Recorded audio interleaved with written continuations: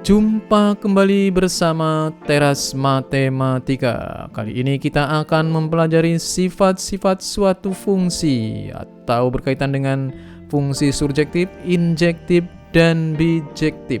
Masih dalam pembelajaran fungsi komposisi.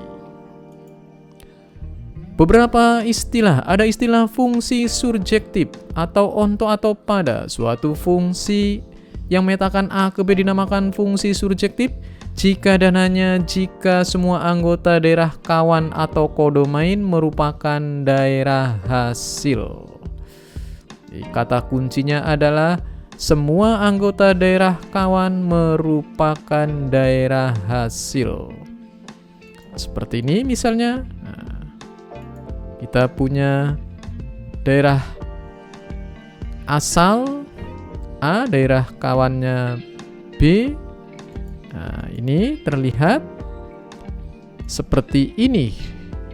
Dengan demikian dapat dikatakan, ini merupakan suatu fungsi surjektif karena semua anggota daerah kawan merupakan ring. Daerah kawannya adalah 1, 2, 3. Ini di samping daerah juga merupakan daerah hasil.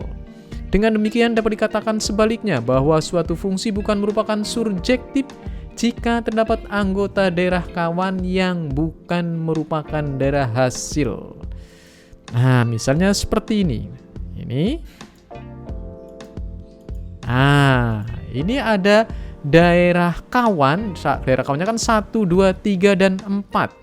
Kemudian 4 ini bukan merupakan daerah hasil, sehingga ini bukan merupakan fungsi surjektif. Nah, ini nanti akan kita pelajari dalam fungsi injektif. Oke. Untuk lebih jelasnya, perhatikan beberapa contoh berikut. Buktikan bahwa fx sama 2x min 3 merupakan fungsi surjektif. Perhatikan bentuk y sama dengan fx. Y-nya sama 2x min 3, berarti 2x-nya sama dengan y plus 3. Atau x-nya sama dengan y plus 3 dibagi 2. Berarti untuk setiap y himpunan bilangan real ada x. Ya, x sama dengan setengah y plus 3. Jadi fx sama 2x min 3 merupakan fungsi surjektif. Oke. Kemudian contoh yang kedua, jika diketahui fx memetakan A ke B dengan fx min x kuadrat min 4 dengan daerah asal. Ingat, daerah asalnya dibatasi dari 0 sampai 4. Buktikan B-nya atau daerah hasilnya adalah min 4 sampai 12 merupakan fungsi surjektif. Nah, kita perhatikan daerah asalnya 0 sampai 4. Ya, fungsinya x kuadrat min 4, maka daerah hasilnya tinggal masukkan aja nih. X-nya 0, dia ketemu min 4, Y-nya. Kemudian kalau x-nya 4, tentu saja 16 dikurang 4 sama dengan 12. Jadi A memetakan B merupakan fungsi surjektif karena setiap daerah kawan merupakan daerah hasil. Ya, setiap daerah kawannya merupakan daerah hasil. Itu yang harus kita pegangi untuk fungsi surjektif. Kalau kita gambar, tentu saja seperti ini gambarnya. Nah, ya, ini. Nah, seperti ini gambarnya. Ini daerah hasilnya dari min 4 sampai 12. Sedangkan daerah asalnya dari 0 sampai 4 ke sini ini namanya daerah asal. Daerah hasilnya dari min 4 sampai 12. Oke. Selanjutnya kita akan pelajari fungsi injektif atau sering dikatakan fungsi 1-1.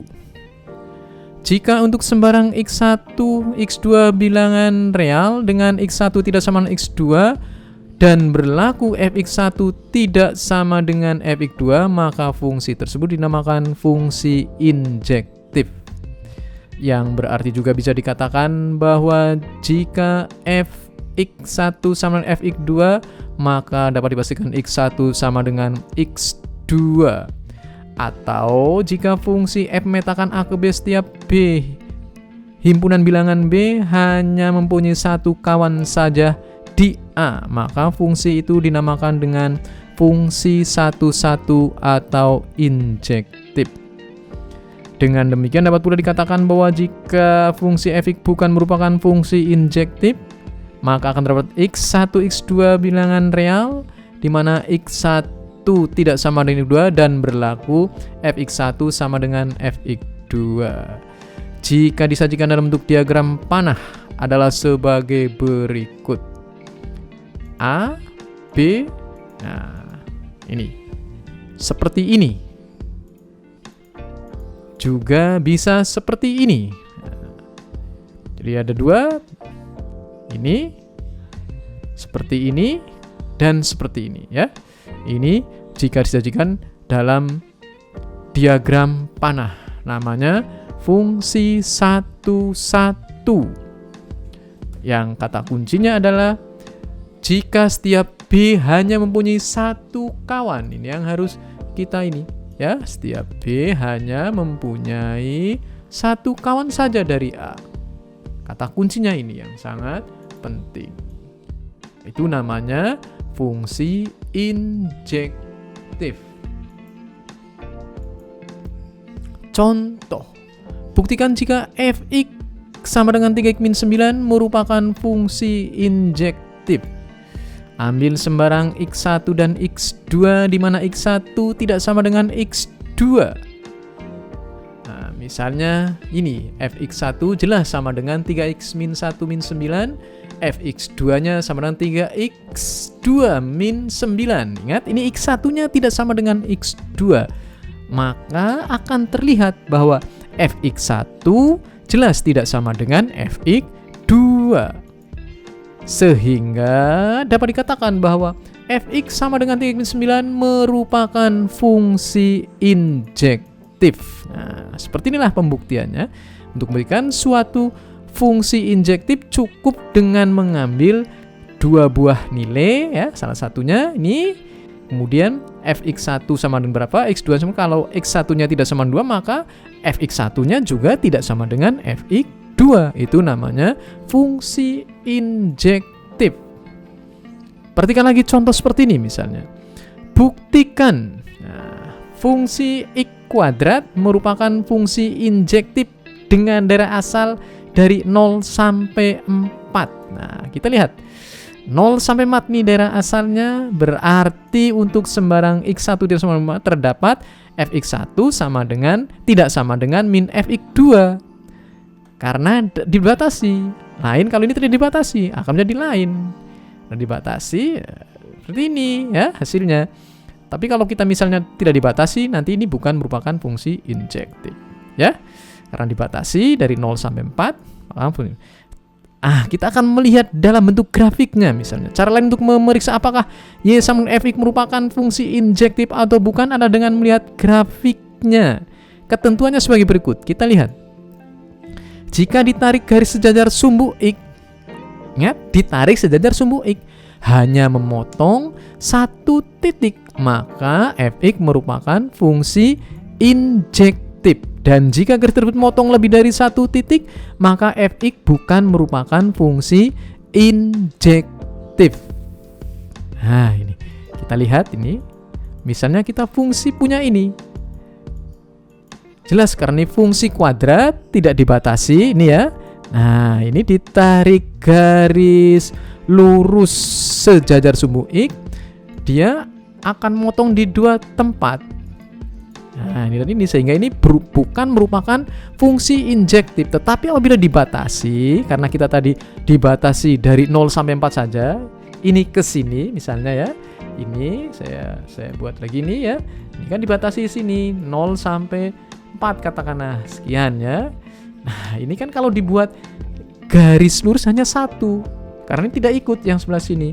Yang sebelah sini nggak ikut, katakanlah ini tidak ikut. Nah, sehingga yang ikut hanya sebelah sini dari 0 sampai 4. Nah, dia kalau dibuat garis lurus hanya satu, sehingga ini ketika kita bicara semua yang fx sama y kuadrat tidak dibatasi, ini bukan merupakan fungsi injektif, tetapi kalau ada batasannya dari 0 sampai 4 saja, itu merupakan fungsi injektif. Nah, sepertilah gambarannya.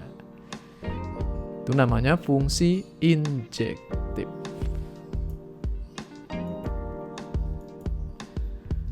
Kemudian kita akan mempelajari fungsi bijektif. Suatu fungsi disebut fungsi bijektif jika setiap anggota himpunan A mempunyai tepat satu kawan di himpunan B dan sebaliknya setiap anggota himpunan B mempunyai satu kawan di himpunan A. Atau dapat dikatakan pula bahwa suatu fungsi dikatakan bijektif jika fungsi tersebut injektif sekaligus surjektif. Nah, ini pengertiannya. Injektif sekaligus surjektif. Kalau disajikan dalam diagram panah seperti ini adanya. Nah, semua anggota A dipasangkan satu kali ke B dan sebaliknya. Semua anggota B juga pasangnya satu dan habis. Ini namanya fungsi bijektif atau namanya adalah korespondensi satu-satu. Ya, berbeda dengan surjektif dan injektif. Bijektif itu ya kata kuncinya sebenarnya ini di sini. Fungsi dikatakan bijektif jika fungsi tersebut injektif sekaligus surjektif. Nah, ini kata kuncinya, ya. Kemudian kita disuruh melidiki apakah efek 3x plus 6 merupakan fungsi bijektif. Nah, ambil sembarang x1 dan x2 dengan x1 dan x2 tidak sama, ya. X1 tidak sama dengan x2, maka tentu saja akan diperoleh fx1 tidak sama dengan fx2. Nah, ini kan ya, karena x1-nya tidak sama dengan x2, maka jelas akan diperoleh fx1 tidak sama dengan x2. Karena tidak sama, maka jelas ini merupakan fungsi injektif. Perhatikan bentuk y sama dengan fx, ya, atau y sama dengan 3x plus 6, maka 3x akan sama dengan y min 6. Atau dengan kata lain, x-nya sama dengan sepertiga y min 6. Kata-kata lainnya adalah jika f merupakan fungsi surjektif. Karena apa? Karena fx sama dengan 3 plus 6 merupakan fungsi injektif dan sekaligus fungsi surjektif, ya. Maka fungsi ini merupakan fungsi bijektif. Ya, tadi fx sama dengan 3 plus 6 merupakan fungsi surjektif, jelas karena ini setiap x akan dipetakan satu kali. Oke. Kalau kita gambar tentu saja seperti ini gambarnya. Nah, ini gambarnya. Ini bisa katakan fungsi ini sebagai fungsi surjektif juga injektif, sehingga fungsi ini merupakan fungsi bijektif. Dengan demikian selesailah sudah pembahasan kita tentang sifat-sifat fungsi atau beberapa fungsi kaitan dengan fungsi injektif, surjektif, dan bijektif. Jangan lupa untuk subscribe. Terima kasih. Lebih dan kurangnya, wassalamualaikum warahmatullahi wabarakatuh.